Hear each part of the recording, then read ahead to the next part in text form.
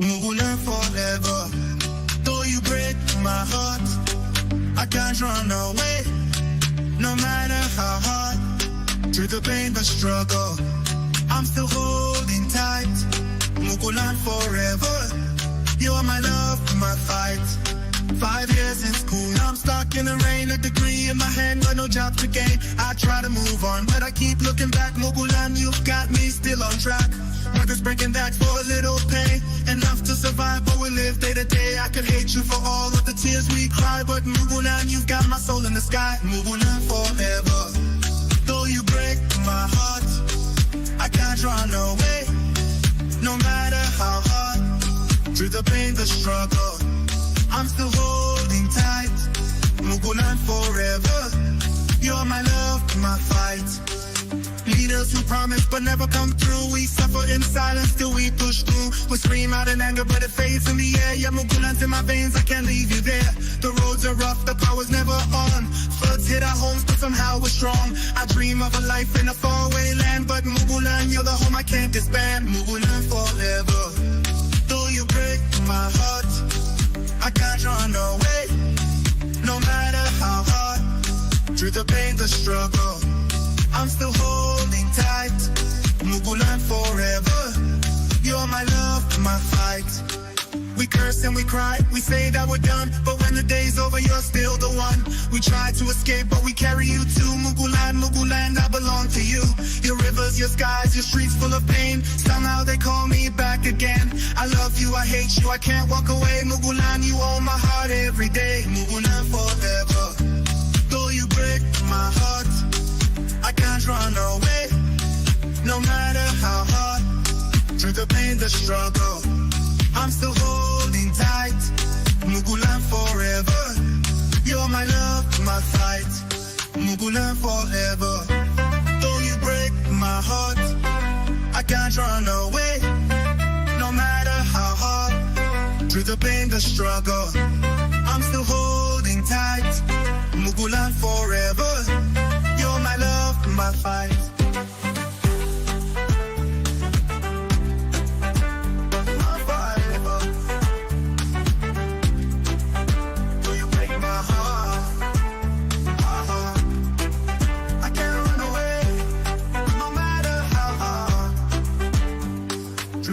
The struggle, I'm still holding tight.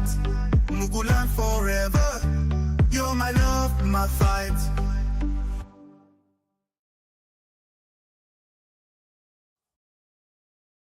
Hello, and you are welcome to the Countdown Show, to the official launch of my very first ever historical fiction novel, political thriller. Okay, not based on true story, but inspired by true life events. It's called The Kingmaker of Muguland, and it's 3 days to go to the official launching of this great book, my very first novel that I'm so excited about because it speaks to several issues in Africa where all of us, at least most of us who are watching this, where we were born. I was born in Nigeria, very proud to have been born in Africa, very proud to be a Black African, but generally not proud of what is happening in my own country right now. Just like many other African diaspora who are abroad are not necessarily proud of their country now, even though they are proud to be Africans. There are two different things. Even though those who like to hate us, they say we are not proud of our nation. No sensible person can be proud of an underperforming child or mother or father. Yeah, you are proud to be their child, but you can't be proud of the way they are behaving. If you have a child that is a genius level, but that is performing at the level of somebody who's borderline retarded, he's not doing his own work, he's not taking care of himself, he's not ascending, you can't say you are proud of what he's doing, even though you are proud to be his father. That is the problem many of us in diaspora have with our homeland. For me, that was my own problem with Nigeria, and that's why I played that anthem for you. That's our anthem. I call it the diaspora anthem now. Maybe I will change the title of that song. We call it Muguland Forever. It is for all African citizens who are born in Africa, who found themselves abroad, but somehow they have this love-hate relationship with their country of birth. It drives you crazy, but you can't stop loving it. Okay, you are so comfortable where you are, but you can't stop going back to where there is no light, where the roads are bad. That is the a contradiction that people like me live in. Those of us who are called the diasporans. I live a very good life in America. Thank God I've been there since 27, 28 years now. My life is here. My family is here. My wife is here. My children are here. When I put on my light in the morning, it works. Everything works. I get my fundamental human rights respected. Our politicians just take our money and run away and build houses in Dubai. But still, I can't take my eyes off of Nigeria. Still, I have to keep talking about my place of birth. And I'm not unique. Most of us in diaspora are like that, even despite what our distractors say. You live in America, can you be telling people to go and be protesting back home?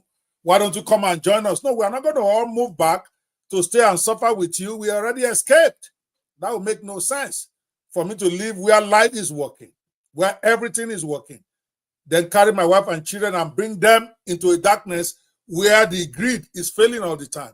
That would be very stupid nationalism. But I can shout from where I am. I love Nigeria as a country. I have no choice. It's in my blood. As you watch that song, in fact, that song really inspires me. Muguland Forever. I probably will play it one more time for those of you just joining us, because I see myself so much in that song as I'm doing the intro to the show tonight as we count down to my book, The Kingmaker of Muguland. We're going to be launching it on the 17th of November, 4 p.m. Nigerian time. The cart will open for those who would like to get the book, even though I think we're going to have a short show like this where we're going to talk about the book, and then we're going to declare it open for those who want to get it, and we're going to give a lot of it also away on that day. But right now, I'm just talking about my reminiscences about Nigeria. Why can't I take my eyes away from it? Why can't the Ghanaian diaspora not take his eye away from Ghana? Why can't the South African diaspora not be able to take away their eyes from their country where they left willingly? But we can't. It's like being in love with somebody that jilts you all the time, but somehow after you complain, you whine, whatever, but you're going back there again the next day to go and try to make up. That is our relationship with our country. At least that's my relationship with Nigeria. Sometimes it drives me mad when I see some of the stuff that is going on there, when I see some of the level of corruption, election rigging, victimization of the poor. When I see all of that stuff, my brain just wants to explode. But next month, I'm buying a ticket to go to Nigeria. I don't know what I'm looking for there. As my wife will always tell me, I'm like, it's like, why are you always going? I said, I don't know. It's my country. Let me go and enjoy some of that darkness a little bit. But because I know I can always leave. All right, so welcome to the show, guys.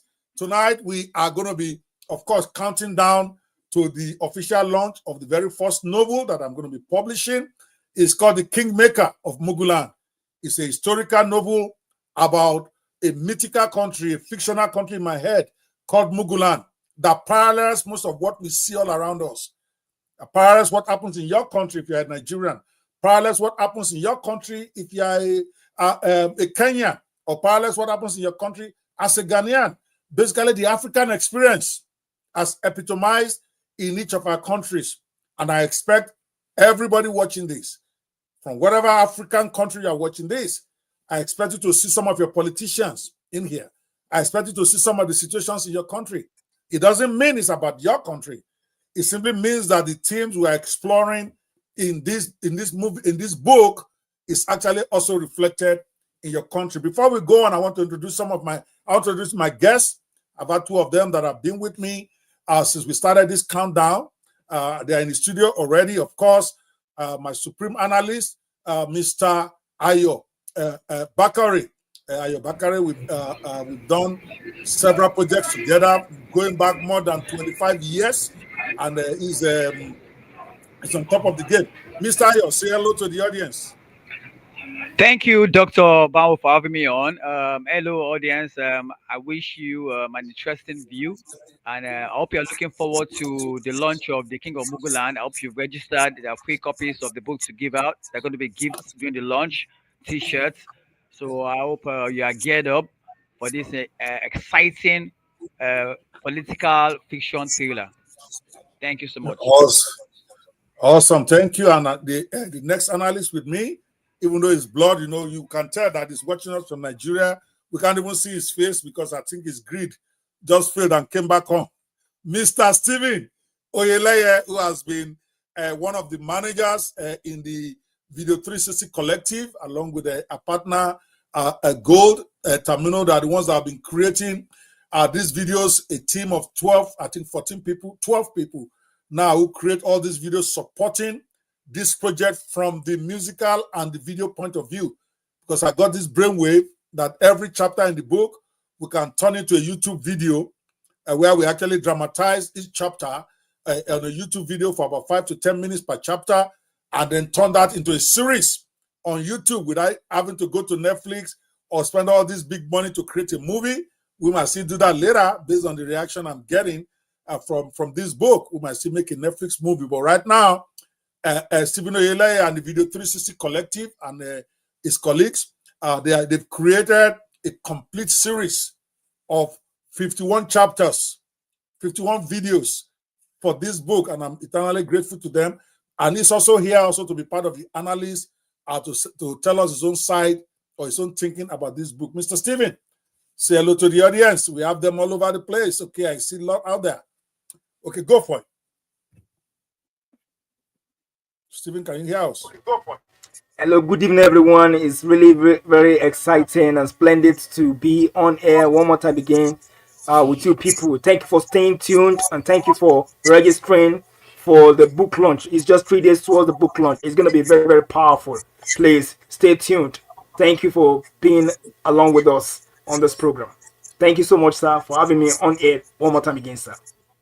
All right. Thank you so much for coming. Again, this official launch of this book is going to be on Kingmaker of Muguland.com/launch. I encourage you to register to be at that official launch. It's just going to be a brief event to introduce it to the public on Sunday at 4 p.m. Nigerian time. When you click in to reserve a seat now, we only have a seat for, I think, a few hundred people. You are also going to be directed to a page to download what I call the leaked copy of the book. We have about 120 pages of the book that we have released to the public for those who want to read what is this about, even before they decide if they want to buy the complete book or not. So you want to go to Muguland, Kingmaker of Muguland.com/launch, and once you put in your email to register for the launch, it's going to redirect you to another page for you to download the book, the leaked copy of the book, 112 pages of the Kingmaker of Muguland. I promise you, you're going to love the book. Go check it out so that you can preview it before the official launch on Sunday and come back and tell us what you think of the first 112 pages of the book that you're going to be reading. All right, welcome, guys. We are getting into it today with a whole different dimension. Yesterday, we left it at talking about the Chief Elenio himself, and Chief Elenio is the primary protagonist, call him the lead character in this saga of the Kingmaker of Muguland. And we introduced him yesterday. We are going to go back to him a little bit today as we talk more about what he represents in African politics, what a character like that represents, what makes them tick, and of course, without giving away everything about our book. So guys, if you're just watching us, we are resuming from yesterday, and we're going to quickly play this intro video about Chief Elenio before we go into some of the other characters. Because today I think we're going to introduce General Bubusco. Maybe we should leave Elenio for a minute, because we always end up with him. And we're going to be introducing General Ahmed Bubusco, one of the characters inside of the Kingmaker of Muguland book, and then we have a short discussion about him. Here is Bubusco in 30 seconds. Introducing General Ahmed Bubusco, the Kingmaker of Muguland. Once a military dictator with a history of brutal crackdowns, General Bubusco finally achieves his goal of becoming Muguland's president. But he owes his victory to Basola's strategic support. Now, as the nation's leader, he finds himself in a tug-of-war between his desire to assert his own authority and his debt to the Kingmaker. Bubusco's struggle to distance himself from Basola while maintaining his rule sets up a delicate, dangerous balance. His story is one of power and debt, a man who has won the throne but might lose it if he fails to escape the Sola's web of control. All right. That was a very short intro of the General Bubusco. For those of you might be wondering, because that was a short 20-second thing. General Bubusco is a character that we introduced in the book, The Kingmaker of Muguland, and he represents the archetype of military rulers. You know, people in most African countries have experienced military coup, from Nigeria all the way to Ghana, all the way to Kenya, all the way to the only place that have not experienced it, maybe South Africa. And then when they are done, they then turn around. Somebody's still have a person background. I think it's Ayo. Okay, I will mute you for a second until we are ready to hear from you.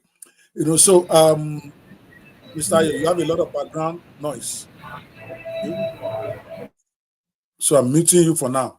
Okay. So I lost my train of thought for a second there. These military rulers are the Planku. They generally mess up the countries more than they met them, and then over time they transform themselves into civilian leaders, and then they come back and rule. We've seen it happen in Ghana. We've seen it happen in many countries. We've seen it happen in Nigeria many times. We see it happen. So the question that General Bubusco, who is a big character in the novel, that he raises, the first question is, what is their legacy? Former military rulers who come in, then transform into civilian presidents in Africa. Have they been positively good or positively bad, or you are indifferent to it? Let's take that up. Maybe I want to go first. Let's go. What do you think about the legacy of former military rulers becoming civilian presidents in Africa?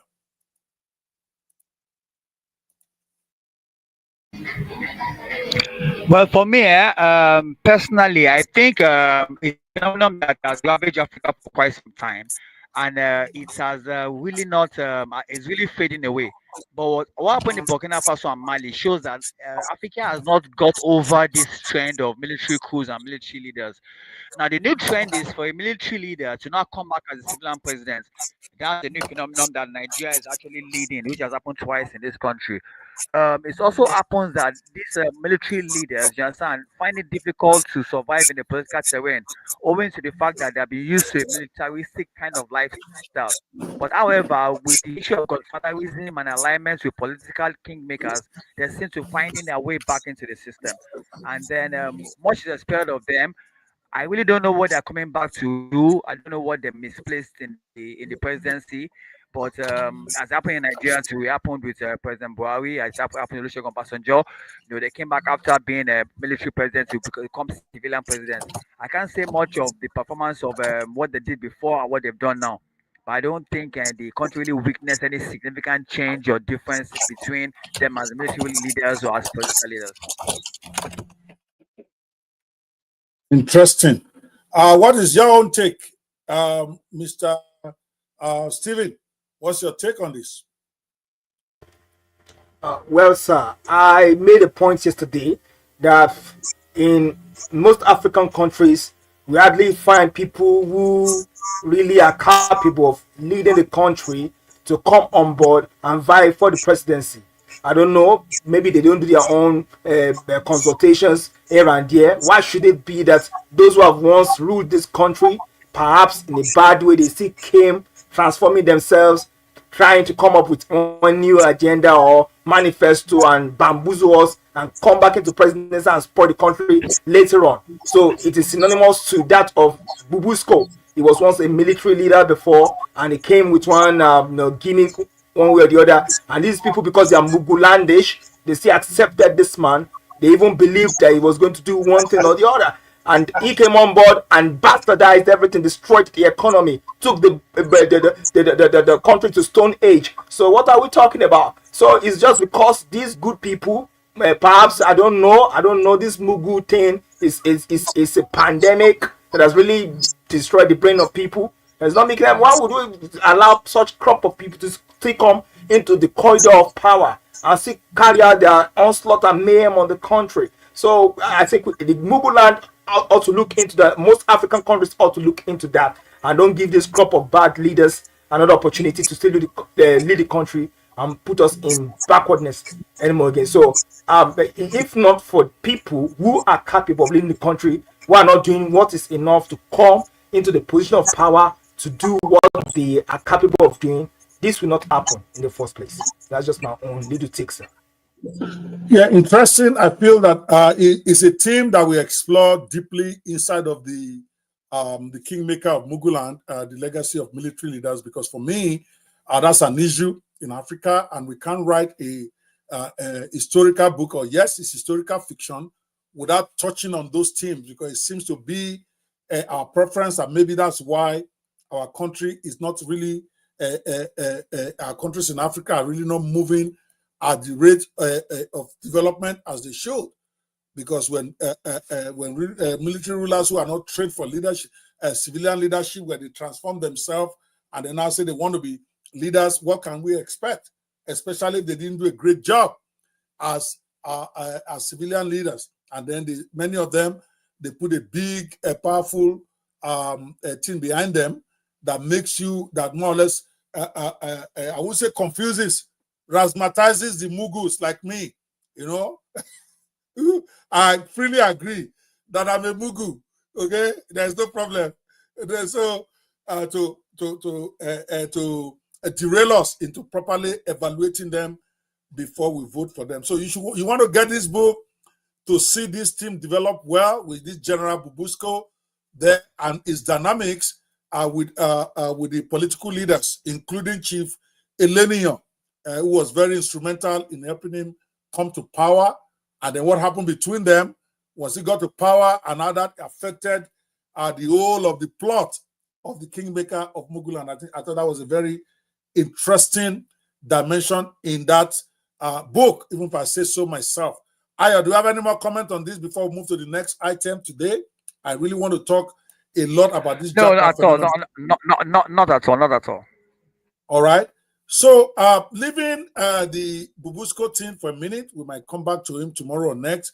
One of the things that has been happening in many African countries, especially Nigeria, for instance, is a lot of youths getting involved in the electoral process.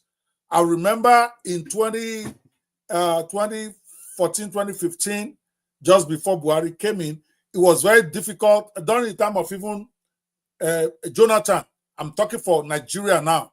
When Douglas gets here, he can come and talk about what is happening in Kenya. He's on his way. But the point is, for those of us in Nigeria, youths hardly ever get involved in politics. What they do is they talk a lot of game, but on the day of election, they don't show up. But of recent, it looks like youths are now becoming very, very, very volatile, very, very active in the politics of their nations. We saw the Kenyans literally shut down their nation. I'm talking about the youths. They call themselves the Gen Z. The Gen Z went out there and they basically shut down their nation, demanding better performance from their president. Of course, in Nigeria, we see the youths come out first. They came out as NSAS.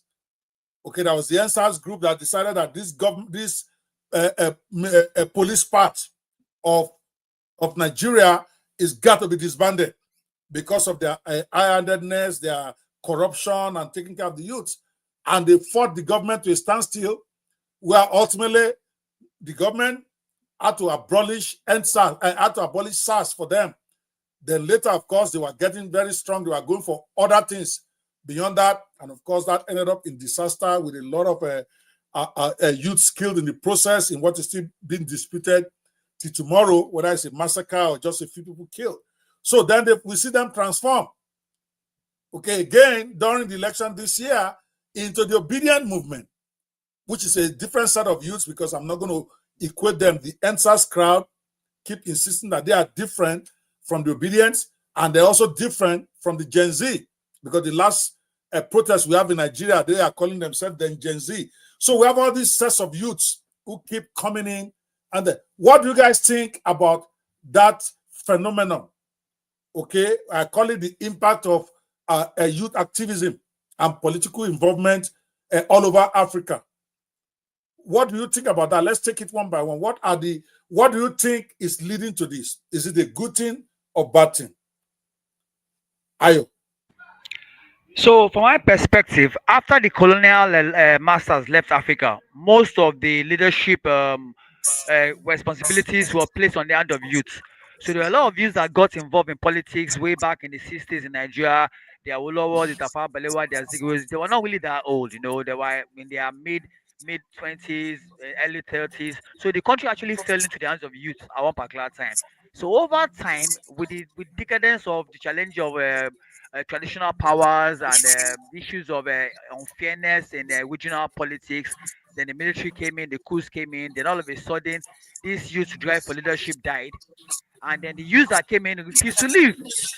They refused to leave. They spent 20, 30, 40 years on the throne. And then it gets to a point whereby the new generation were denied being able to come into the political realm. Most of them went to the private sector, the telecoms, into banking. But as it is right now, most of those sectors are saturated and youths are coming back to say no. Most of those that fought for independence in Nigeria were youth. But now I moved the motion for independence at a very young age of, less than 25. So the country actually started, Africa actually started with youth leadership. But over time, these youth refused to leave the place and became old politicians. And then they denied the young youth that privilege to lead.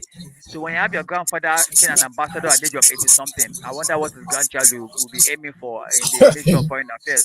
So, but right now, the youth are coming back and I say, no, there needs to be a stop for this. This present generation is not considering their needs. This is a generation of politicians that have school curriculums that do not have jobs for the future. The universities don't have curriculums that satisfy jobs demanded for the future. There's no robotics, there's no nanotechnology, there's no IT driven skills in universities. These are what the youth want to learn. So when they come out and read all this archaic, curriculum set in the colonial eras, they come outside and there's no job. You read computer science and then you don't understand how to Python, don't know coding, and then you come out and say a computer scientist after going to school for 4 years. So there's a lot of maladaptive structures wrong with the country, and people are protesting. They are not getting the feel of what the country is supposed to do for them. Yes, and they've been harassed. The country doesn't understand their social order, doesn't understand their dressing, doesn't understand their mannerism, and they are saying, no, no, no, no, no, this is our time and this is who we are. We're expressing ourselves. There are stores in the nose and stores in the ears. There are tattoos on their bodies. The police are saying, no, no, no, no, no, no, no. This is morally wrong. And I said, no, no, no. This is our generation. We don't know what you did in your time, but so that doesn't stop us from being intellectual or for being savvy. And I think the social order is a problem. If the thoughts of the political era is not in line with the evolving social order, then that's a problem. The world is moving at a rate so fast that a lot of people cannot cope with the rate of change, and that is causing a flux in between the social order and the political demands of the society. And I think that's the challenge we're having right now. I think, and this will keep on going till we find a balance. Yes, a balance, but why? From what I could see, is like the especially now if we are to talk directly of Nigeria, the ones are the youth phenomenon that we are talking about. We know that it's all over Africa, but we have our own unique brand in Nigeria, especially the anyway. Before we go to the Iguarians in the book and then liken them to who they represent in today's political environment, let's hear from Mr. Stephen. What's your take generally on this rise in the activism of the youth involvement? I actually call it the rise of the children of anger, because they are always angry. Look at those guys in Kenya, the ones in Nigeria, the ones in South Africa. They are angry. They are ready to go violent. In fact, they are already going violent in many areas. And but what do you think of that phenomenon of the rise of these children of anger? Thank you so much, sir. I will firstly say that it's a righteous anger on the part of the youth to come up and be angry about what is happening in their country. This wouldn't have even happened in the first place if those who took power in their youthful ages, in their early 20s or late 20s and early 30s, if you have handled the country well, the youth wouldn't have been even bothered about getting involved in politics. There would have been perhaps a small percentage of the population of youth who will be interested in politics. But those who got into power, they got power. They got power in the independent era, especially in Nigeria, secondary school, free education. I mean, and now now youth will have to pay through their noses to be able to earn education, especially in Nigeria. And they finish having spent a lot of money, stressed themselves, and sacrificed in the university. And at the end of the day, they couldn't get a good means of livelihood, no good job. Now that can cause cosmic anger. You have to be angry. All you ought to be angry. So because the leaders who add their own fortune easily from the resource of the country, they are now using that same resource. They're stiffening creating barrier for the youth of today to use the same fortune and resource of the country to becoming worldwide. It's a righteous anger, and we've got to rise to the occasion and make things be the way they ought to be. If these old cargoes have realized that they have achieved what they ought to achieve in life, then what are they looking for in power? Let them give the youth who are actually in vogue, the youth who still really mean something for their country, the opportunity to lead the country and bring something better out of it. So it's a righteous anger. This rise of the youth is tending towards what will benefit the country positively at the end of the day. That's my own little take. Interesting take. Now let's bring it home a little bit more into the why our youths are angry and the way they respond to the what I call the political stimulus around them. For instance, we see the obedience in Nigeria, to use the more current one that we have, who are so aggressive online, where if you say anything against their own preferred candidate, they're ready to troll you, they're ready to drag you. And then the last one we had, where we actually got this last protest, where youths, including with children, were out there on the street demonstrating. To me, and then, of course, people getting disillusioned with them, calling them children of anger, calling them unruly, calling them bastards, and all sorts of names.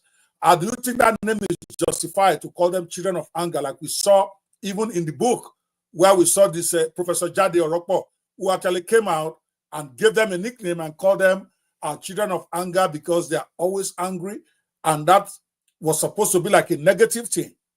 Though from my own perspective, I think that their anger is very necessary.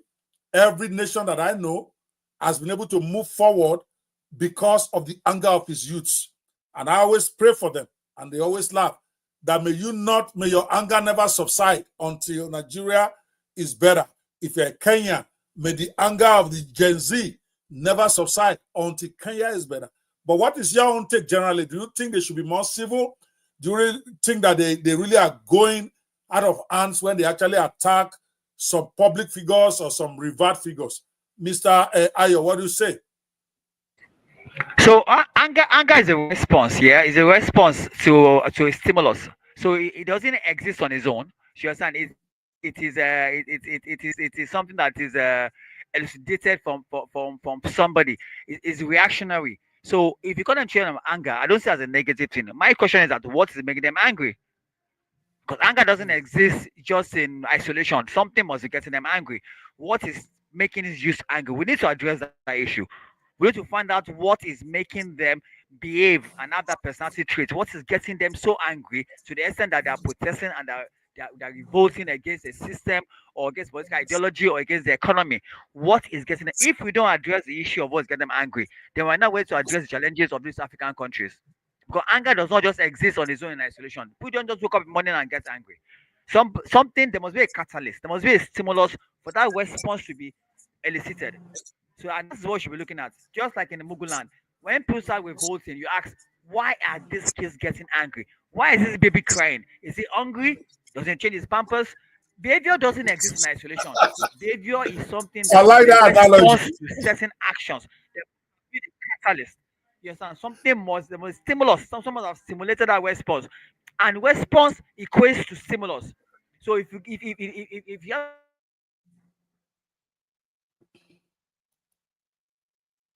We lost him for a bit. Stephen, do you want to weigh in? While I think I just got frozen. I Don't think we it's a assume that you grievous feel by the point. hot water, Yeah. and that's why it is general, not their response. Government should address what is making them angry, not their response, not the anger itself. The cause of the anger is where we need to address the root of the problem, which we are always running away from.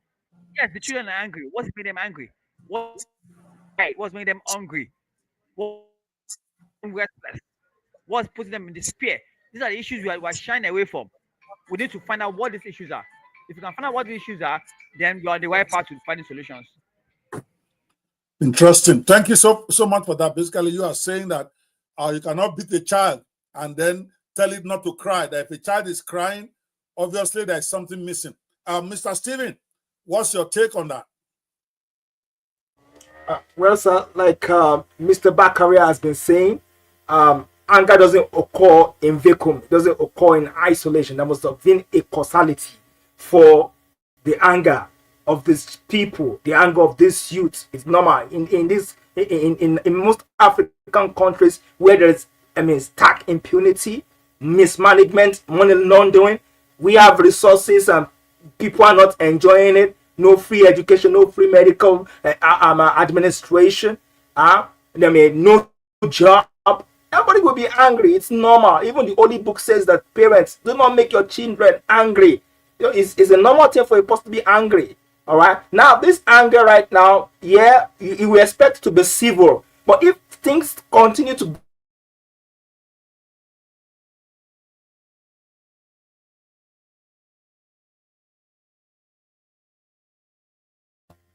all right. So if things continue to go on like this, then of course it will become destructive.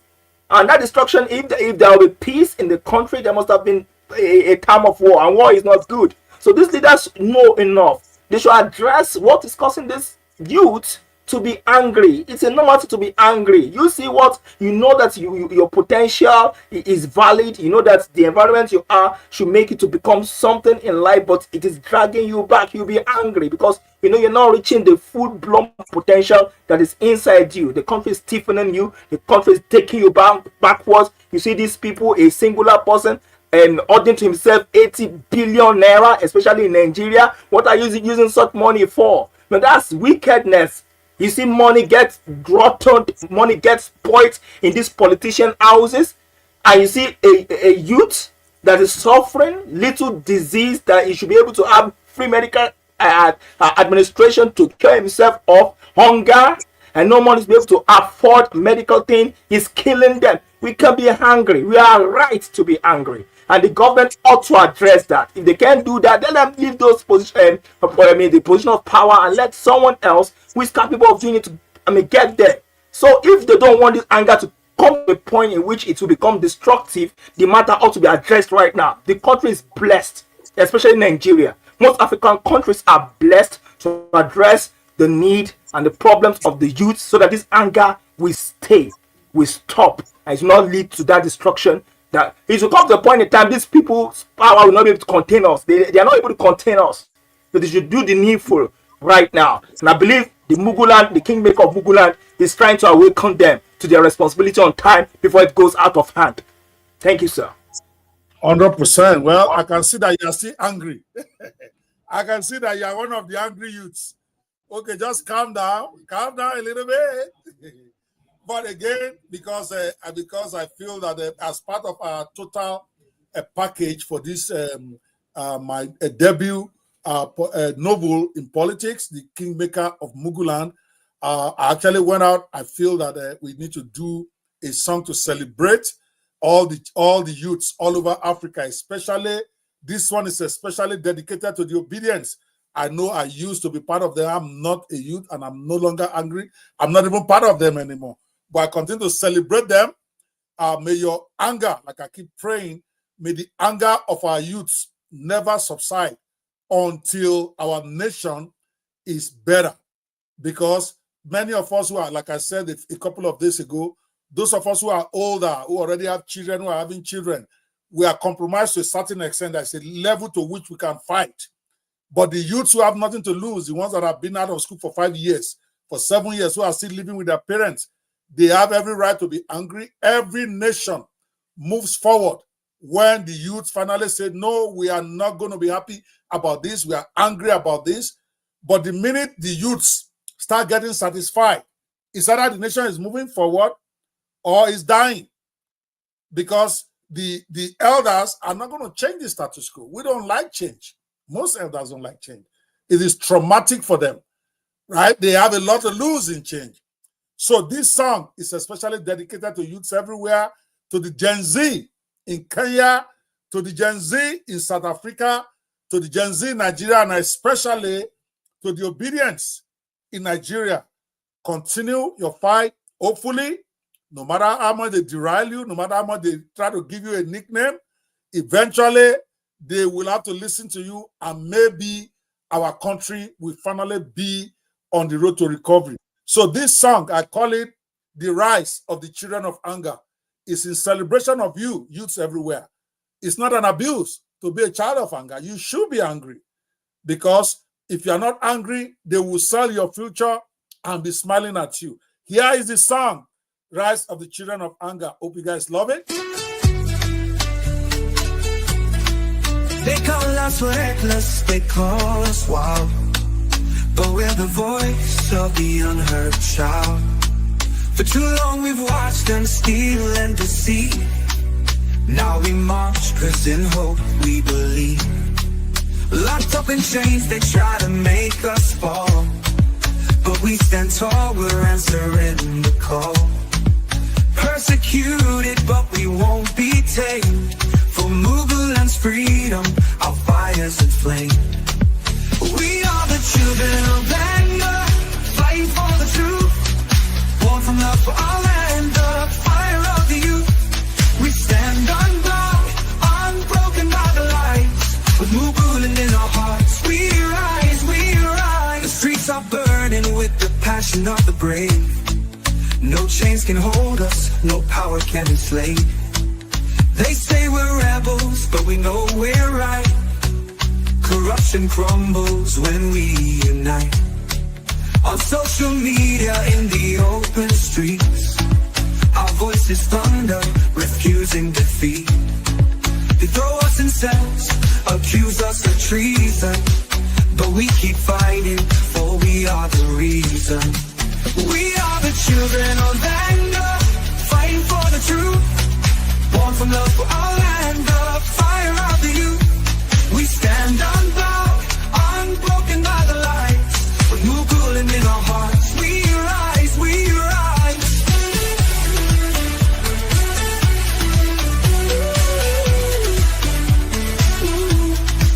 We fight for the future, we fight for the land. With hearts full of fire, we make our stand. They can't break our spirits, they can't make us fall. In the name of Muguland, we answer the call.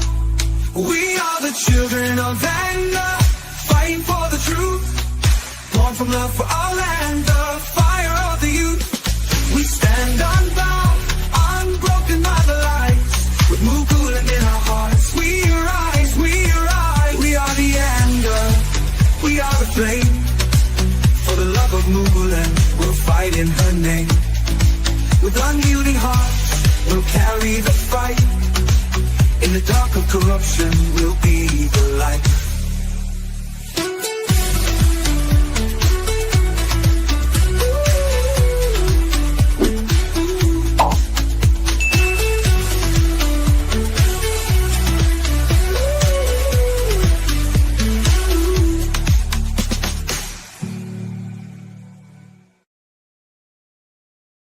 Yes, yes, yes. That's a special from me and the Video 360 Collective to the youths of Africa, of the ones of Kenya, South Africa, and of course, the great obedience of Nigeria and the Gen Z of Nigeria. Keep fighting, keep bringing it, keep doing your thing, keep talking your truth, keep trolling them. Eventually, they will have to make things happen, because it is your future that they are all enjoying. It's your future that they are selling out. All right. I just wanted to say that. I want to put that in there before we go forward. Now, talking about the youths, Ayo and Stephen, there's another development that has been happening in the last couple of years. I actually thought this was just a Nigerian thing. We call it the Japa. where youth just get frustrated with their country. They decided that they just want to leave. It became very fashionable last year or year before in Nigeria, last year and this year, to say I'm jackpotting, and people just carry their stuff. The one that want to enter US, the one that want to enter Togo, the one that want to enter whatever. Then of recent, because I'm an immigration lawyer, I've started seeing that this is not just limited to Nigeria. Now we are getting a lot of people from Kenya, a lot of people from Ghana, a lot of people from South Africa, who are basically just leaving their country in search of greener pastures outside their country because of the bad political environment, bad economic environment.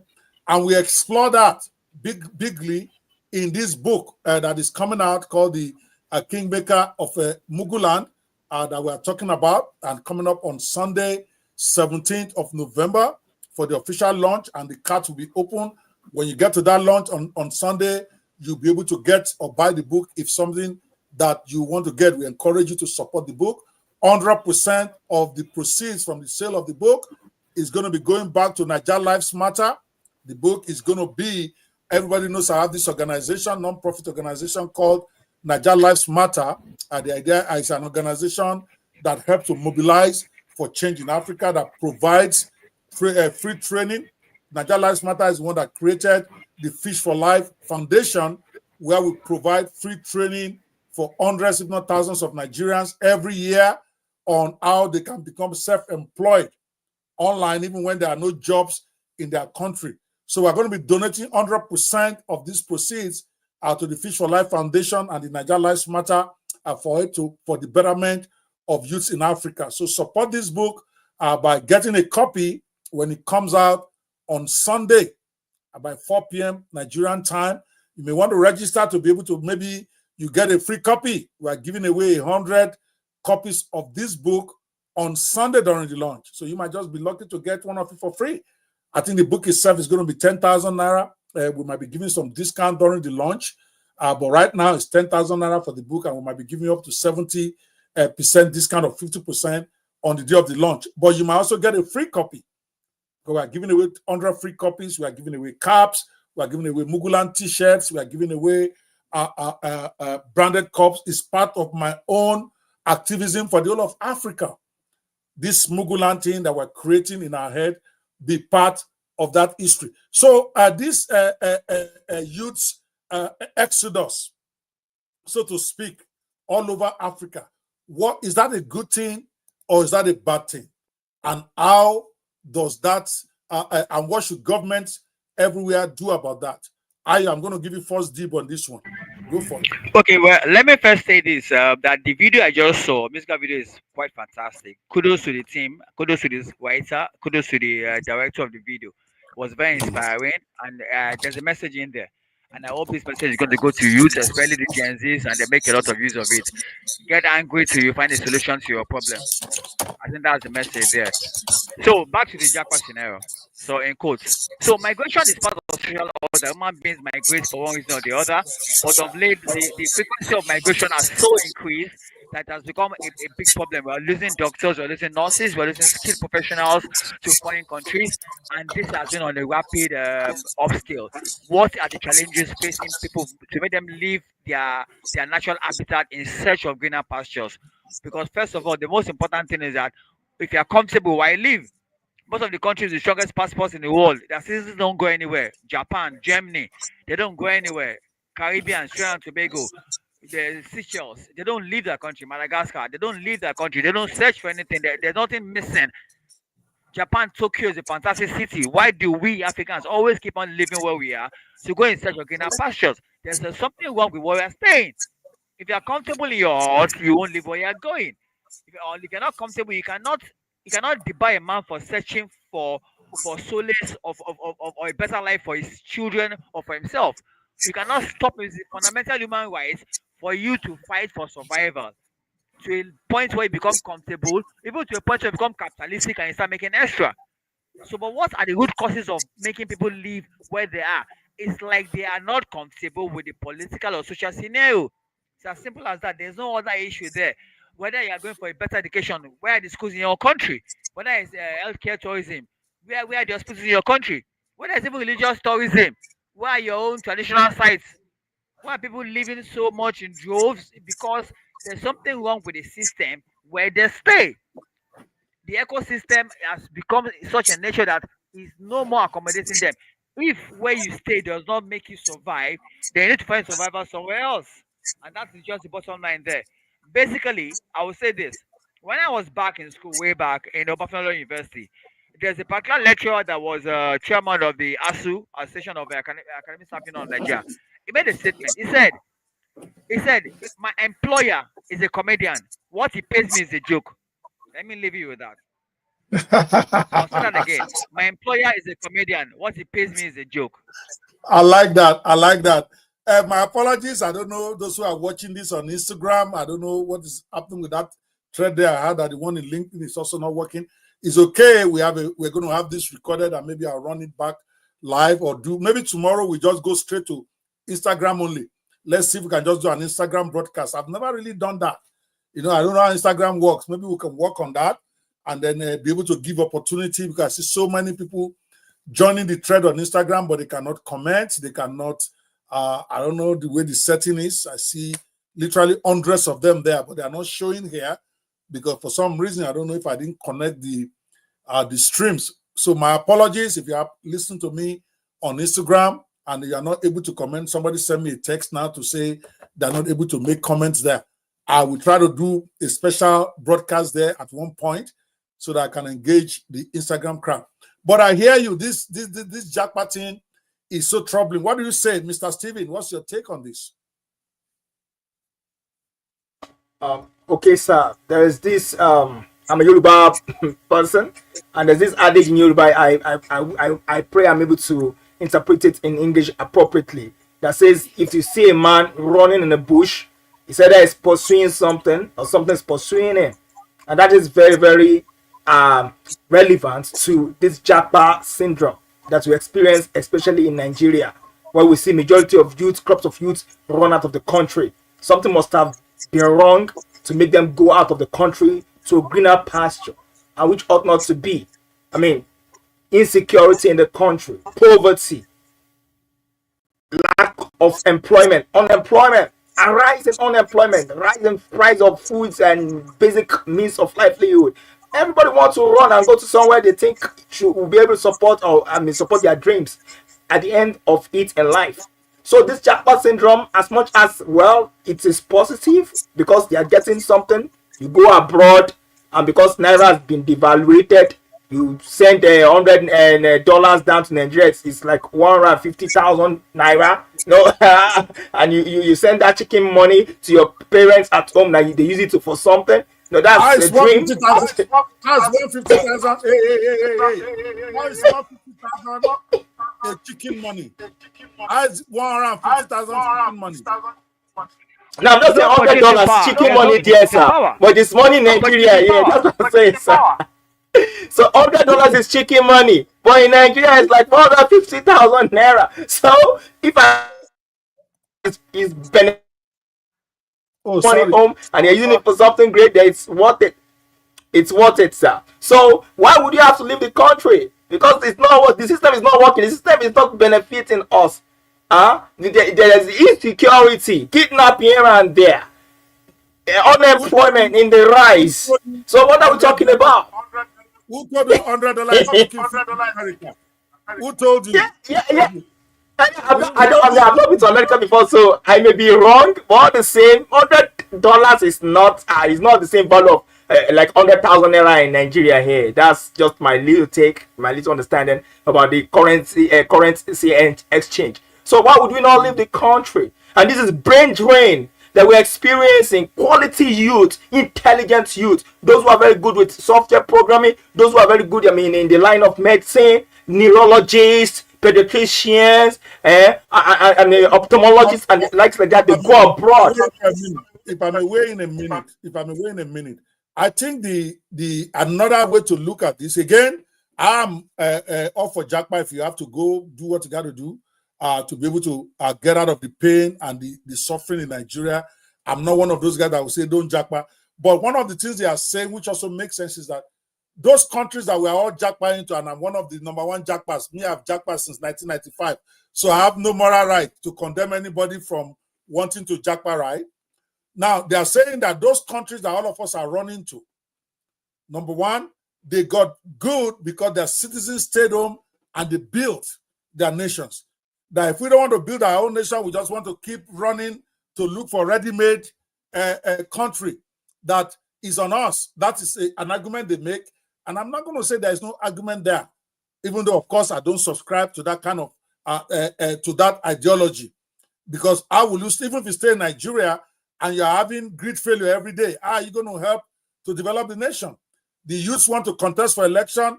They see ballot boxes. They don't allow them to win.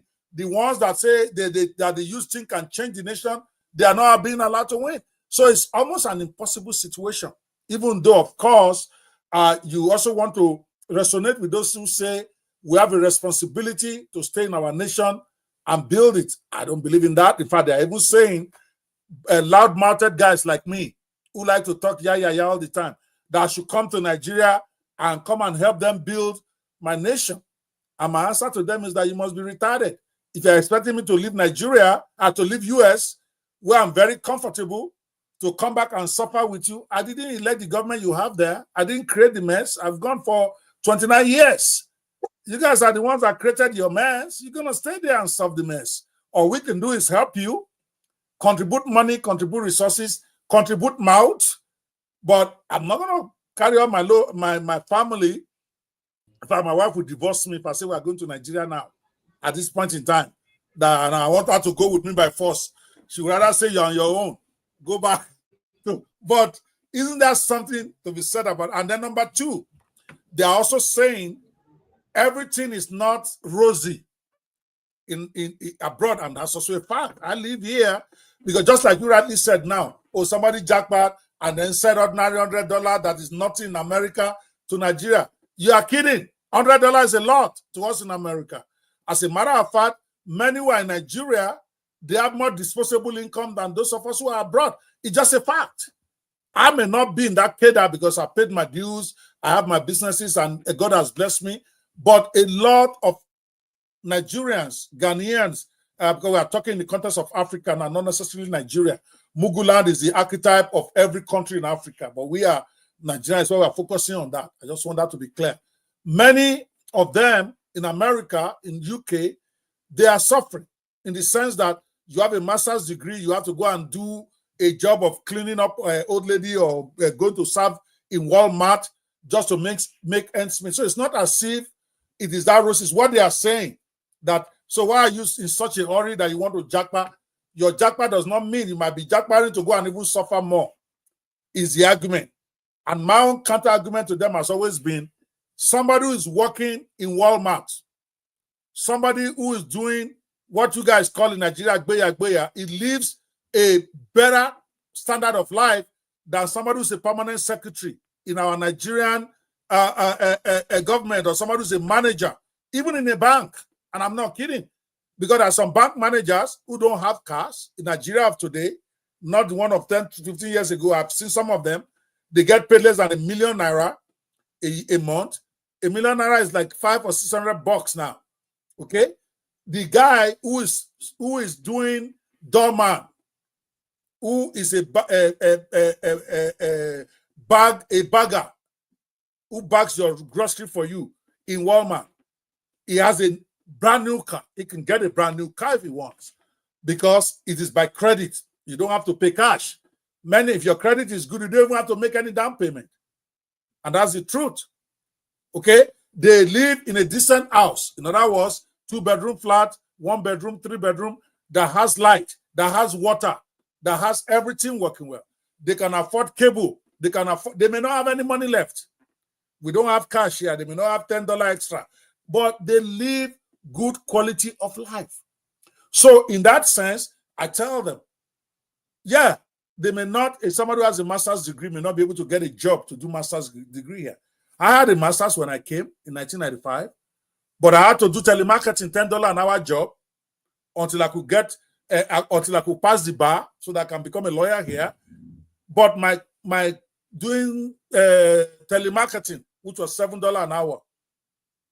1995, I was still able to feed my wife and kid in Nigeria.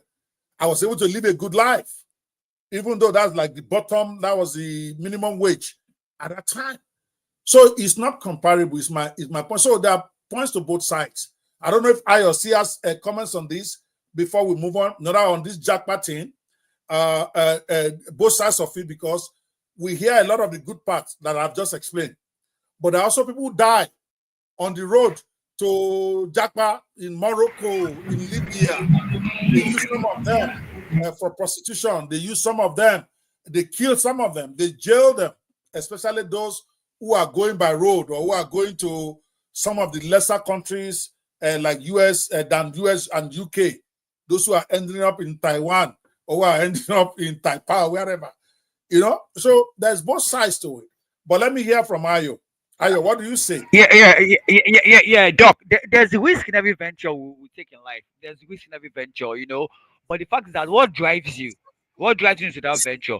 When you enter survival mode as a person, you understand, anything goes. When the country is in recession, most people are in survival mode. And when survival mode comes into play, morality is not in the picture. What's in the picture is survival for you, for family, for relations, you know. So when the country puts the city in survival mode, it becomes a very big problem. They don't think morality, they don't think justification, they don't think national pride, they think survival. And when you live by survival, you understand, a lot of things come to mind. When you live in a country where there's no security, when you wake up in the morning and people are being kidnapped, people are being killed, people are dying on the streets, there's no health support system, the economy is structured surely for fraud, there's no credit systems, no, there's no social reforms to support you. What any reasonable, sensible person that wants a better life for him and his children will look for it wherever he finds it. And we go to the extreme to get that kind of life. A lot of us that are still here in Nigeria, it's not just because of perseverance or because we feel we can make it here. If we had the position, the situation, a lot of people have left too. It's not if people don't want to live. In fact, a lot of Nigerians who prefer to leave this country. If you take a poll, we love to stay or live in Nigeria. Trust me, this country will be left with less than 30 million people. The politicians will just be there doing their own mega and their own drivers. And that's the truth about it. People are really getting fed up of the system, you know. You can't blame people for living. You can't be in Nigeria and afford a school fees for a ward in UK at $10,000 per semester. Earning a naira that has no purchasing power. How does that measure up? How does it correlate? I hear you 100%, and I cannot fault what we have to say. But of course, we have again courtesy of the Video 360 Collective, and for those of you might need people to help you create promotional videos for your events, to help you turn your books into videos. You want to contact us for Video 360 Collective. They are doing an amazing job in backing us up on this project.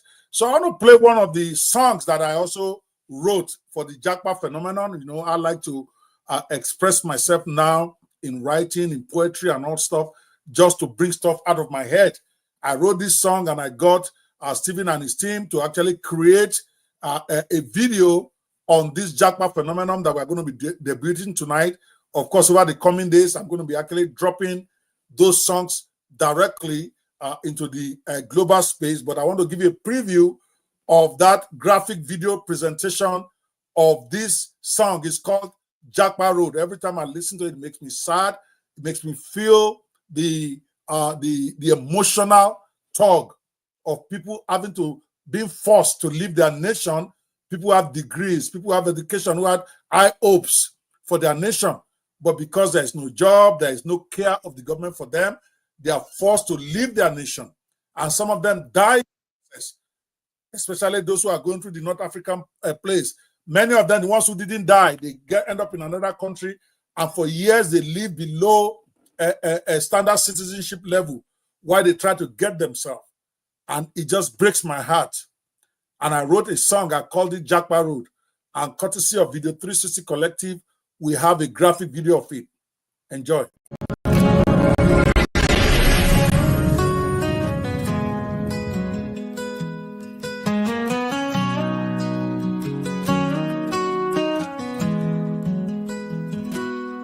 I'm leaving on the dusty road don't know when I'll be back again. The land I love can't hold me close no more. My dreams are heavy, like stones in the sand. I face the desert, hoping for distant shores. Oh, Muguland, you worn me thin. Promises broken, hopes wearing thin. Across the waters, I hope I'll find the life you promised, but never delivered.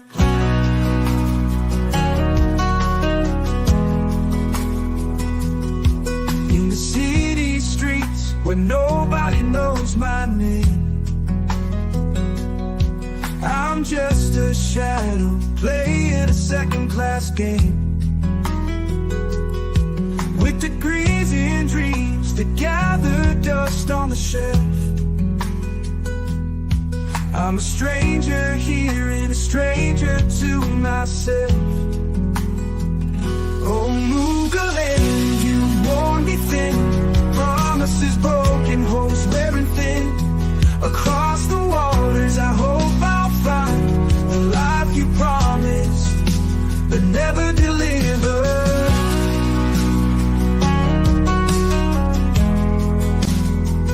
In the desert's heat, I lost a friend. Their dreams died in the bitter end. Still I carry on with weary feet for a life worth living in a land unknown and sweet.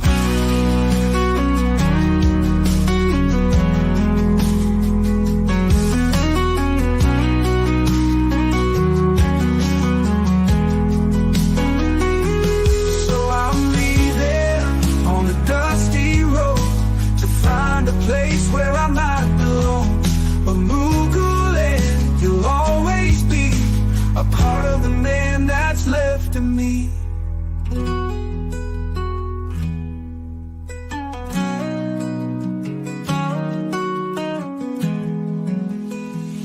Oh, Muguland, you wore me thin. Promises broken, hopes wearing thin. Across the waters, I hope I'll find you promised, but never delivered. The desert's heat, I lost a friend. The dreams died in the bitter end. Still I carry on with weary feet for a life worth living in a land unknown and sweet.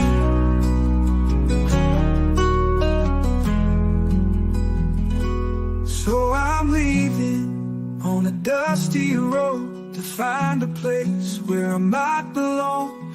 But Muguland, you'll always be a part of the man that's left of me.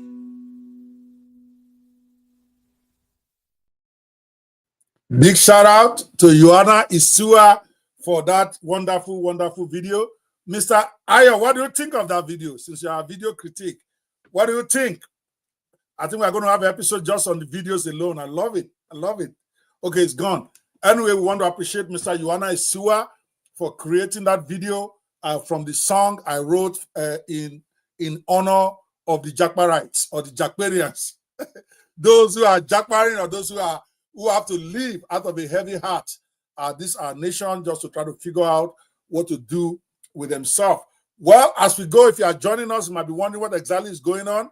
What we are doing is we are talking about my book, my very first novel that is launching officially on Sunday, November 17th. It's called The Kingmaker of Muguland. It's a novel of political intrigue, basically exploring some of the themes, some of the issues in our politics in Africa. It is not based on any particular person, but about themes and issues in our African politics. Of course, many of the chapters were inspired by true life events, even though it's not about any one person. I need you to get that so that you don't say, oh, you are slandered or something happened or what didn't happen. We are all inspired to write by our experiences all over the world. So this book is inspired a lot by some of my, let me meet Ayo. Okay, so by some of my experiences personally and our experiences in Africa. But before we go on and before we close tonight, I'm going to play you. You want to mute, please? Sorry. Sorry about that. I'm going to be playing you a promo video just for those of you just joining who don't understand what this book is all about. It's actually a novel, but in 3 parts, because sometimes it can get confusing, like with everything about me. Instead of just writing a novel and walking away, now, because I know that many people like to watch rather than read, so what we have decided to do is to turn the book itself into a 52-episode series on YouTube, where each chapter is 1 episode on its own, and each chapter is about 5 to 7 minutes, because we feel that that is the attention span of most people. So every day after we launch on Sunday, on the 17th of November, this coming Sunday, 3 days from now, after we have launched the book, now we are going to activate officially the Muguland YouTube channel, where you can watch an episode every day. So you may want to subscribe to that YouTube channel so that you can be alerted anytime a new episode goes live. It is youtube.com/@Muguland The channel is actually live now. We have some promo videos there already. You can actually go there and begin to familiarize yourself. We have about 8 or 10 videos already there, but some of them are promotional videos, behind the scenes, the music videos, so that you can see it. youtube.com/@Muguland. That is going to be the official YouTube channel for this book. Each chapter of the book is now a movie, a 5 to 7 minute movie that you can enjoy every day over the next 45 days. We are going to roll it out like that over the next 32, because we combined some episodes into 2, because the chapters were so small. We made it 2 in 1. So over the next 30 days or so, we are going to drop the whole 52 episodes on that channel. Please follow us and follow that channel. You want to subscribe to it. If you are subscribed, then you get alert when we are doing the giveaway. You get alert when a new episode is launched. You want to go there now and check it out. So I'm going to play a promo video of the book so that you can understand what the book is all about. And then I'm actually going to play an episode, maybe chapter 3 of the book, so that I can see what this is like before we leave for tonight. But first, let's watch a promo video of the rise of the Kingmaker. This is the riveting story of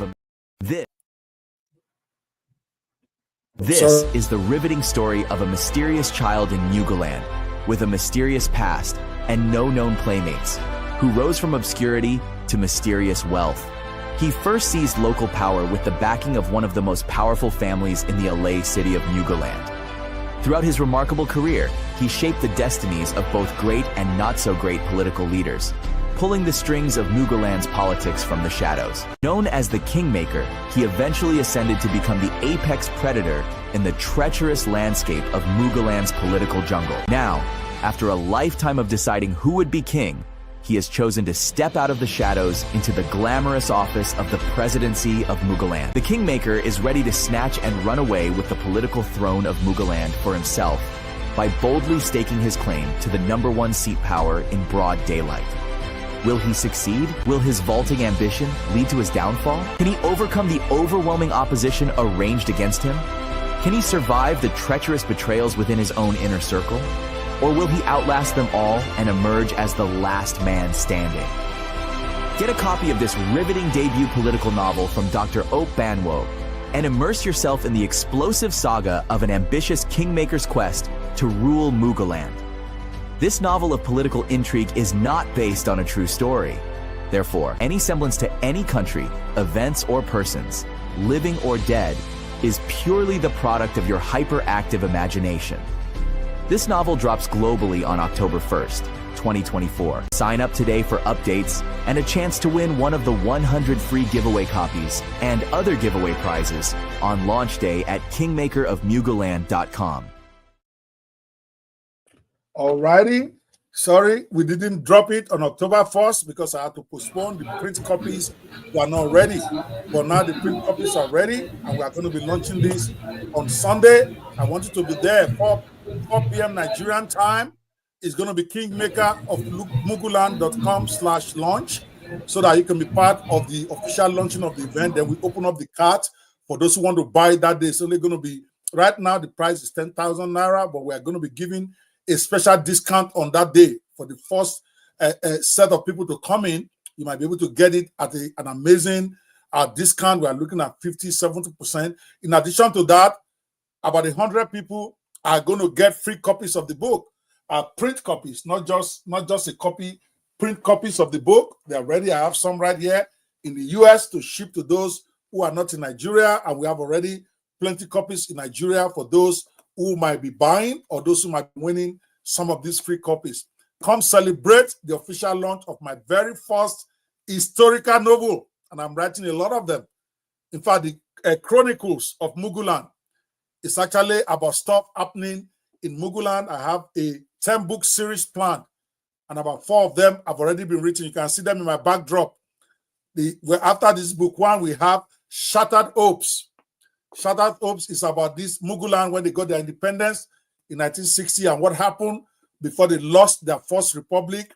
And then we have Brothers at War, which covers the civil war in that country called Muguland. And of course, I have one that is called The Children of Anger. Actually, I'm going to release that next. The Children of Anger is about the youths of this Muguland and how they decided they want to take their destiny in their hands and challenge the political power. But the first of them all, it's like almost starting from the end, then working my way back, is the Kingmaker of Muguland. You want to be there, you want to get a copy of this. And like I had said earlier, if you register for the launch right now, at least until tomorrow or next, and when we're going to remove it, you are going to be directed to a page where you can download the first 112 pages of this book right now. So just go to the kingmakerofmuguland.com, register for the launch, and you will be redirected to another page for you to download this free copy of the first 120 pages. It will literally blow you away. And by the way, you may think you know how this book ends. Trust me. I just got a review from one of the topmost politicians in Nigeria who said he has never seen a book ended that way before. It's a classic. You don't know. It ended on a cliffhanger that you will not believe. So don't think that this is just about what you know. Like I said, it's a novel, historical novel. Yes, a lot of the historical facts there is to reference what has happened in Africa, but I took a lot of dramatic liberties because it's a novel at the end of the day. And it has an ending you're not going to believe. But I'm not giving that one away. Of course, I needed to get the book, obviously. But do get the first 112 pages and then wait for the launch on Sunday before and then you can see for yourself how great this book is. All right, as we are wrapping up here, I'm going to give, of course, yesterday we wrapped up talking about the main character in the novel, Chief Bisola Elenion, one of the kingmakers in Africa who decided that he himself wanted to be king. And we had a short intro of him, and I'm going to play it again. Then we will play one of the episodes so that I can get an idea of what you can expect from the YouTube version of this book as a series. All right, and then I'm going to have your comment on the gentleman before we go. Where's our Chief Bisola Elenion? Here is the lead character in our in our book and movie and music. We've done a lot. Actually, we have a song for him. I don't know if I have to play the song of the of Chief Elenion now. He's got a couple of amazing songs that we created for him. But this is him introducing the lead character in my book. Meet Chief Bisola Elenion, the formidable political strategist of Muguland. Rising from modest beginnings, Chief Bisola is no ordinary figure. He's the ultimate kingmaker, a man who wields power with ruthless precision. Ambition fuels his every move, propelling him beyond simple political maneuvering. In his climb to the top, Chief Bisola stops at nothing, bribery, intimidation, even assassination are just tools in his relentless pursuit of dominance. With unmatched cunning and a rare ability to manipulate both allies and foes, Chief Bisola's journey from obscurity to Muguland's political... Meet Chief Bisola Elenian, the formidable political strategist of Muguland. Rising from modest beginnings, Chief Bisola is no ordinary figure. He's the ultimate kingmaker, a man who wields power with ruthless precision. Ambition fuels his every move, propelling him beyond simple political maneuvering. In his climb to the top, Chief Bisola stops at nothing. Bribery, intimidation, even assassination are just tools in his relentless pursuit of dominance. With unmatched cunning and a rare ability to manipulate both allies and foes, Chief Bisola's journey from obscurity to Muguland's political elite is a tale of power, ambition and survival. His sights are set on one ultimate prize, the presidency of Muguland. Join us as we dive into the world of Chief Bisola Elenian, a world where loyalty is rare, ambition is fierce, and only the strong survive. All right, that's just a promo video for the amazing book that is coming out on Sunday. I cannot be more proud of myself. It's my very first novel, and I'm excited to finally be able to get into the realm of fiction, a satire, historical, whatever. What do you think of this book? Let me just get your closing comments, Mr. Ayo. Before we play that free episode, I want to make sure people get to hear about today. Like the book or the book or the character. Sorry, the character. So it has some traits that are reminiscent of some political leaders in Africa. When you talk of political strategists, somebody like Awolowo, Azikiwe were key political strategists in Africa. Even our president Bola Ahmed Tinubu, as a politician, was a key political strategist. He shares that behavior. Being brutal and ruthless, he also shares that behavior a lot of political activists in Nigeria, because that is the face of politics that Africa.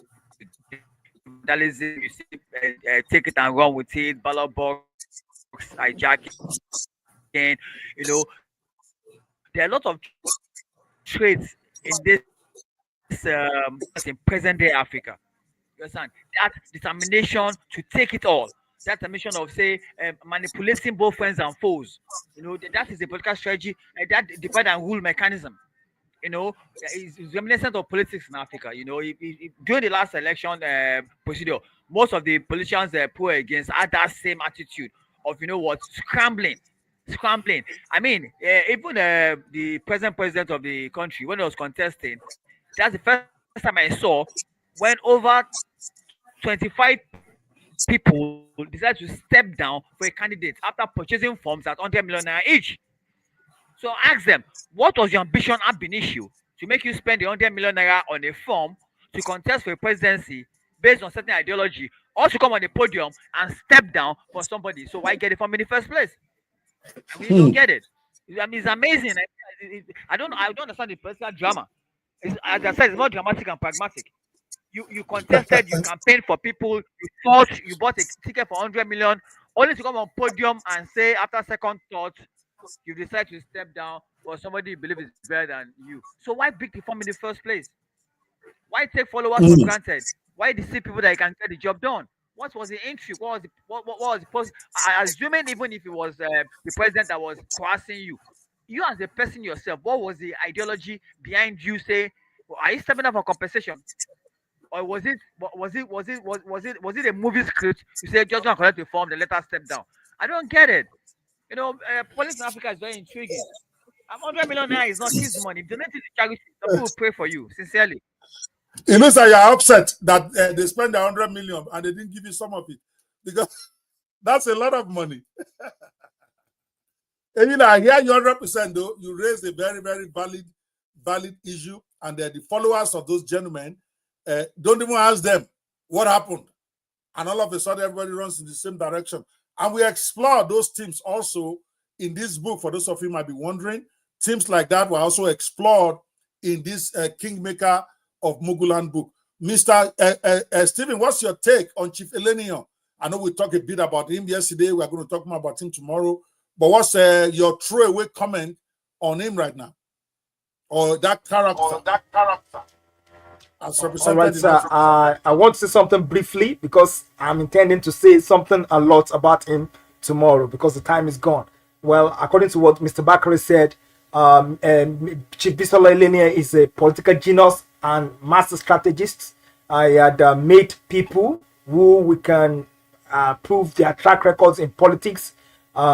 He has made them king. He saw quality and potentials in them, and he placed them there. And also at the point in time, he's wanting to become a king himself. Everybody can want to become anything. So nobody should deprive anyone of becoming whatever he wants to be if he thinks he can do it. So I see Chief Bisola Elenia as someone who is synonymous to like Awolowo, to let's say the current president who helped Buhari, who has failed for like 4 times or 3 times before he later became president the 4th time. So I mean, this man is a very, very intelligent person when it comes to politics, and that I see in Chief Bisola Elenia. So he's a wonderful strategist. So I think if people read that book, they will get to know more about it. That book really is pregnant of something exciting and thriller. Yeah, interesting. Yeah, there's a lot to be said for the man. Yes, there's a lot of things to criticize about him, but also a man that could overcome so many obstacles, and at the end of the day, ending up being able to be triumphant at a certain level, even in my book, before we get to the climax. But that was not even the climax of the book, in winning the election and the aftermath of it. It's actually the climax of the book. So there's something to be said for those type of characters that somehow they still find a way to win despite all the baggages against them. And then those who contested against them, like Ayo was saying, you have people inexplicably just decide that they're going to withdraw at the last minute. Those intrigues were explored further in the book in ways some of you listening now will not believe, because like I said, this is fiction. Oh, this is fiction. So I took dramatic liberty to actually put some of the stuff in there in a way to explain some of the stuff that I see the way I believe it happened, even though that may not be the real way it happened. So that's why I keep emphasizing that this book might have been inspired by true life events. It is not based on a true story. So that is a big world of difference there. So when you read this, enjoy it and understand this is a figment of my imagination. But let me show you an episode before we close. I'm going to show you an episode in the book. Like I explained earlier, if you get to the launch early on Sunday, you might even get to win a free copy of the full video series. It's a video series we have created from this book. It started with the book. Now we have a video series for YouTube. Now we have a lot of songs, about 20 songs that were created based on this book.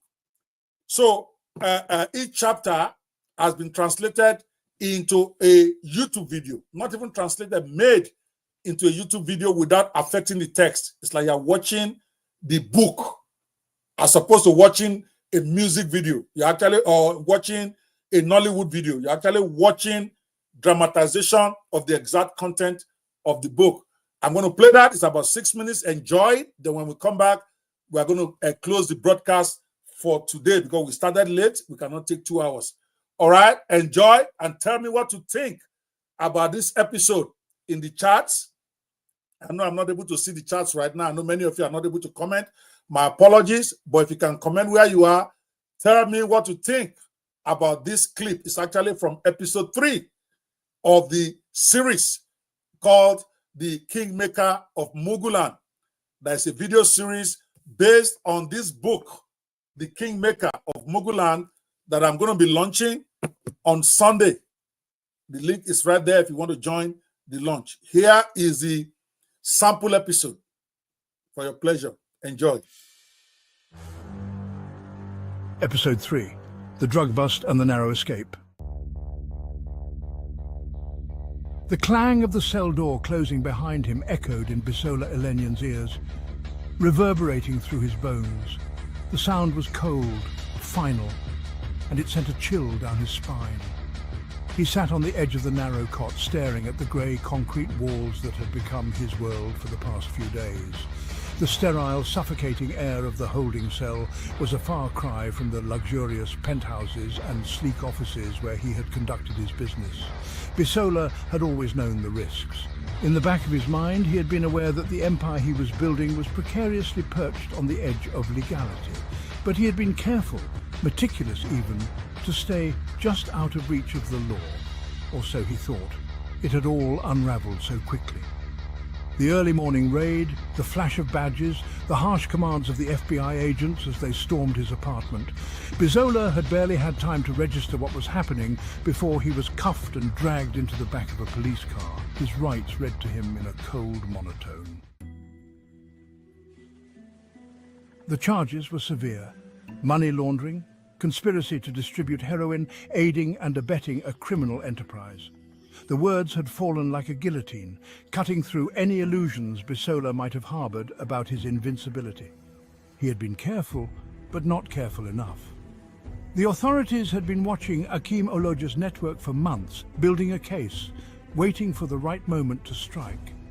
And now they had their prize.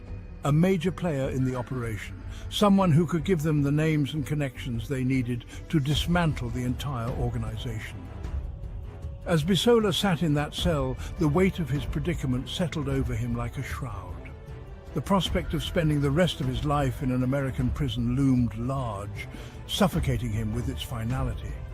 The money, the power, the connections, they all meant nothing now. He was just another inmate, just another cog in the machine of the American justice system. The door to his cell creaked open, and a guard stepped in, nodding toward Bisola. "Your lawyer's here," he said, his tone devoid of any warmth or empathy. Bisola stood, his legs unsteady beneath him, and followed the guard down the narrow corridor to a small, windowless room. There, sitting at a metal table, was his lawyer, a man with a stern, weathered face, dressed in a crisp suit that seemed out of place in the drab surroundings. "Mr. Elenian," the lawyer greeted him, standing to shake his hand. "Please, have a seat." Bisola sat down, his hands trembling slightly as he clasped them together on the table. The lawyer wasted no time, pulling out a folder and laying it on the table in front of him. "We have a problem," the lawyer said, his voice low and serious. "The government has built a solid case against you. They have records of your financial transactions, witness statements and surveillance footage. If this goes to trial, the chances of acquittal are slim." Bisola felt a knot tighten in his stomach. "What are my options?" he asked, his voice strained. The lawyer hesitated for a moment, then opened the folder, revealing a stack of papers. "The U.S. Attorney's Office is willing to offer you a deal. It's not ideal, but it's the best we're going to get." Bisola's eyes narrowed as he looked at the documents. "A deal? A plea bargain?" the lawyer explained. "You plead guilty to a lesser charge of money laundering, and in exchange, the other charges are dropped. You forfeit the funds in your accounts, but you avoid a lengthy prison sentence." "How long?" Bisola asked, his heart pounding in his chest. "Time served," the lawyer replied, "plus probation. But you'll be free to go." The words hung in the air, almost surreal in their simplicity. Free to go. After everything, after all the risks he had taken, it seemed impossible that he could walk away from this with nothing more than a slap on the wrist. But the lawyer's expression was grave, his eyes sharp and calculating. "This is your best option, Mr. Elenian," the lawyer continued. "You take this deal, or you roll the dice in court. But I'm telling you now, if this goes to trial, the odds are not in your favor." Bisola's mind raced, the weight of the decision pressing down on him. He had always been a gambler, willing to take risks for the promise of greater rewards. But this was different. This was his life, his freedom, hanging in the balance. He looked up at the lawyer, his expression hardening with resolve. "I'll take the deal." The lawyer nodded, relief flickering in his eyes. "Good. I'll make the arrangements. You'll be out of here by the end of the week." As the lawyer gathered the papers, Bisola sat back in his chair, his thoughts a whirlwind of conflicting emotions. He had narrowly escaped a fate that could have destroyed him, but the cost was steep. The money he had worked so hard to amass was gone, forfeited to the US government. And with it, the empire he had begun to build in America had crumbled before it could even take shape. But as the initial shock faded, a new resolve began to take root in Bisola's mind. America had been a stepping stone, a place where he had learned the ropes, honed his skills and made connections. But it was never meant to be the end game. No, the end game was back in Alaya City, back in Muguland, where he could leverage everything he had learned to build something far greater. The name Bisola Elenian would not end in a prison cell. It would rise to new heights, more powerful than ever before. The following week, as Bisola stepped out of the courthouse, a free man, the cold wind of Alay City biting at his face, he knew that this was a turning point. He had played with fire and had almost been burned, but he had survived. And now, with the lessons learned and the scars to prove it, he was ready to return to Alaya City and claim what was rightfully his. As he made his way through the bustling streets, the towering buildings of Seattle fading into the background, Bisola's mind was already racing ahead. He would return to Muguland, but he would do so as a different man. A man who had seen the worst the world had to offer, and had come out the other side stronger, wiser, and more determined than ever. The game was far from over. In fact, it was only just beginning, and this time, Bisola Elenian would play to win, no matter the cost. Awesome. What do you think of that episode? That's episode 3 of the Kingmaker of Muguland. It's a series, a 52-episode series loading. We're going to be launching that YouTube channel on Sunday, right after we launch the book. Officially, the book is going to be launched on Sunday globally. For those of you who want to be there, you want to go reserve your seat.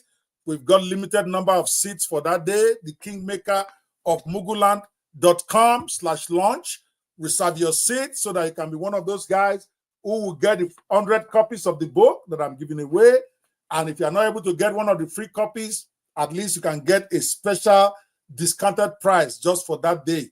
In addition to that, you might be in the running to win a cap or a t-shirt or a Mr. Ayo. Do you have the t-shirt or the cap to show them? You're supposed to bring it to the studio. The t-shirt, the cap, or the... Not yet. Not yet. On launch day. On launch day. On launch day. All right. On launch day. On Sunday. All right. Fantastic. So just to celebrate my very first launch. Let me know what you think about that episode. Again, I was just trying to cover so many bases. So the book will come in audio version for those who just want to watch, listen to the audio in their gym, in their car. It's going to come in art book copy for those who want to get the printed copies. It's going to come in digital format for those who just want to order the digital book. And of course, it's coming in video, graphic video, just like you watch. For those who love to watch this, on the day of the launch, we're actually going to have the comprehensive video available for purchase for those who want that. If not, we're going to release the video itself for free on YouTube, one video at a time over the next 30 days or so, like this one you just watched. What do you think of that video, Mr. Ayo? I'm not going to ask Mr. Steven. Well, it's very intriguing. I'm very interesting. I love the sound bites behind it. I love the tension, the drive. Very dramatic, very intriguing. Really, I don't know. I look forward to other episodes. Really. All right. This is a teaser. All right. Awesome. Thank you so much. Your technical expertise matters a lot to us. For you to think that is really a good effort, because Stephen and co. Stephen, tell us, what does it take? How was it when you were making these episodes? I know you guys did it on your system using AI tools without having to go on the street for anywhere. What was it like for you? I know that you're all new to this game, but you've done a fantastic job, yourself and your team. You guys have done a great job. What was it like?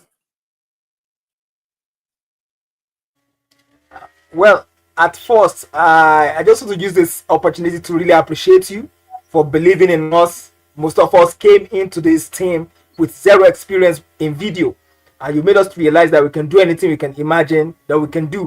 And I'm so surprised we're able to achieve this at the end of the day. I personally, I must confess to you, I came into this team with zero video editing experience, and I can't believe I can do all this. Thank you so much for making us to believe that we can do something we imagine we can do. Thank you very much.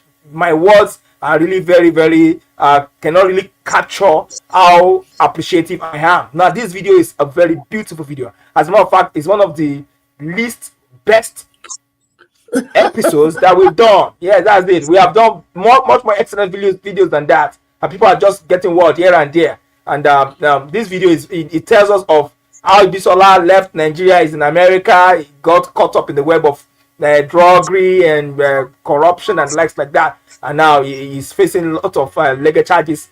And at the end of the day, one way or the other, he escaped it. And I mean, at the end of the day, so it's a good video. And thank you, Mr. Bakare. Thanks so much for your comments of encouragement concerning that video. And most importantly, Dr. Okwe, thank you so very much for believing in us. We can never forget you for the rest of our lives. Bless you. Yes, sir. Awesome. I'm really very proud of you. Very proud of you and your team because you've never done videos before, and in under 1 month or 2 weeks of training, many of you are able to produce amazing videos. And you're right, this is probably the worst set, because these are the first set that you did, and then every day you guys kept improving, and it's just amazing. I'm very proud of you. They are called Video 360 Collective, so they make promotional videos now, a sales video for your products. Where is even your promotional video for your company? You guys need to bring it and get some clients. And if you have a book out there, you would like to turn to a YouTube video also, that's their specialty. They can turn your book into a video series for YouTube for you. They can help you do promotional videos for your products. And of course, with Daddy being behind them, you know they're going to give you a great job. So thank you guys so much for being excellent, for learning, for being quick learners. And I'm sure you guys are going to be going places as we redefine the concept of book writing in Nigeria. I feel that in the year 2024, when you write a book, there should be the audio version of it readily available for those who just want to listen to audio. And there should be the video version of it for those who just want to be entertained by watching the video. And of course, if you can make music theme for the book, because now with tools out there, you can do all of this stuff. And that's why we are coming at it in so many directions like that, to celebrate the new dawn. People know that I like to try new things, where you bring out your book in 4 dimensions. You bring it out as a print book, you bring it out as an audio book, you bring it out as a video book, and you also bring out theme song, 5 dimensions, plus also the digital version of the book. I have to put that in a promo somewhere. I think that's a great idea, even though it just occurred to me as I'm going, right? All right, reserve your link to be part of this. And we are going to be closing to this episode. Like I said, we started late. I want to make sure I release my panel early. They live in Nigeria, where light becomes a big issue in the middle of the night. But of course, I'm also going to end today's show with the anthem for the diaspora crowd. I really love that song. That anthem, I wrote that song, and then the team of Video 360 Collective made that video for the song. For those of us living abroad, why we cannot stop loving our country. We have a love-hate relationship with Nigeria, with Ghana, with Togo, depending on which country you live from. Our country drives us mad, but we can't leave it. It's in our blood. We leave Nigeria, but we took Nigeria with us. Or we left Nigeria, but Nigeria refused to leave us. And I felt that I wrote out a song in my head about how that makes me feel. And thank you guys for turning that into a great music video for me. And we're going to be ending today's show with that. Thank you guys at home watching us. My apologies that the chat part of it don't seem to be working well. I'm getting text from some of you saying that you are trying to text and nothing is happening. My apologies. Just enjoy. Hopefully I can fix that over the next couple of days. God bless you guys. I look forward to seeing every one of you on Sunday. Where is my slide here? Every one of you on Sunday at Kingmaker of Muguland.com/launch. It is a Zoom launch. It's virtual. All you need to do is click a button and you are there. When you register now, you are going to be redirected to a page where you can download the first 120 pages of this book. You want to get that? We're going to take out that link by tomorrow. So if you don't download today, you may not get opportunity to download that free book, the leaked version of my book which is the first 112 pages. This book is 373 pages. 373 pages, but you get more like a third of it for free so that you can read and then decide whether you really want to get the rest of the book. So go now to kingmakerofmuguland.com/launch, and please, after entering your information and hitting enter, you are going to be redirected to another page for you to be able to download the free book. Please do that and then tell me what you think about the book tomorrow when we come back for day 2 to the launch itself. Today is 3 days to go. But we're going to end today, again, like I said, with that song, Muguland Forever. By writing about Africa, or by writing about Muguland, or even our country, those of us abroad doesn't mean we don't love our country. It is from putting pressure here and there that we cannot make it better. We have not abandoned our countries, whether we are from Ghana, Nigeria, Togo. It's our love for our country that keeps bringing us back. That's what Muguland does to me. So this whole project is about a love affair with my country of birth, and how it drives me crazy, how it gets me mad, and how I'm so sold out to the prospect of it being a better country for everyone. So enjoy this anthem. I call it the diaspora anthem now, for those of us who left Nigeria, but Nigeria refused to leave us. I'll see you guys tomorrow. Muguland forever. Though you break my heart, I can't run away. No matter how hard, through the pain, the struggle, I'm still holding tight. Muguland forever. You're my love, my fight. 5 years in school, now I'm stuck in the rain. A degree in my hand, but no job to gain. I try to move on, but I keep looking back. Muguland, you've got me still on track.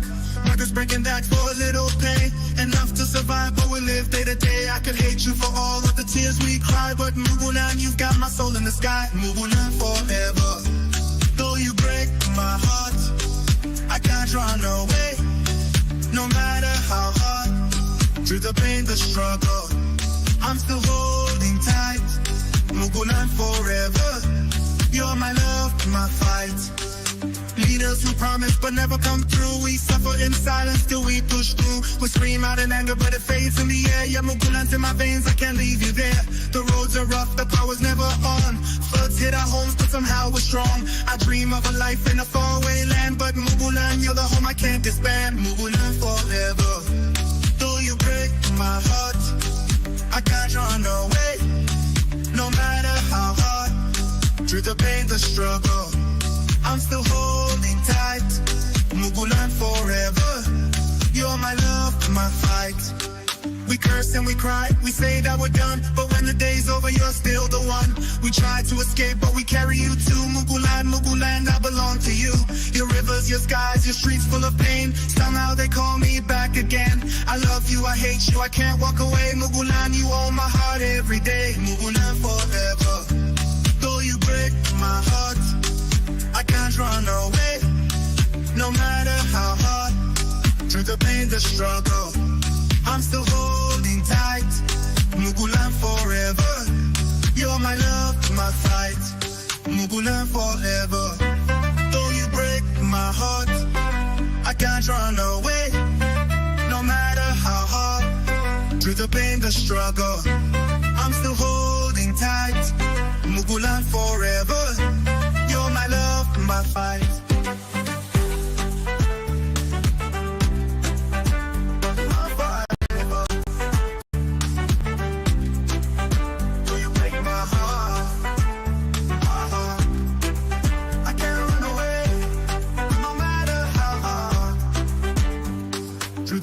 Struggle, I'm still holding tight.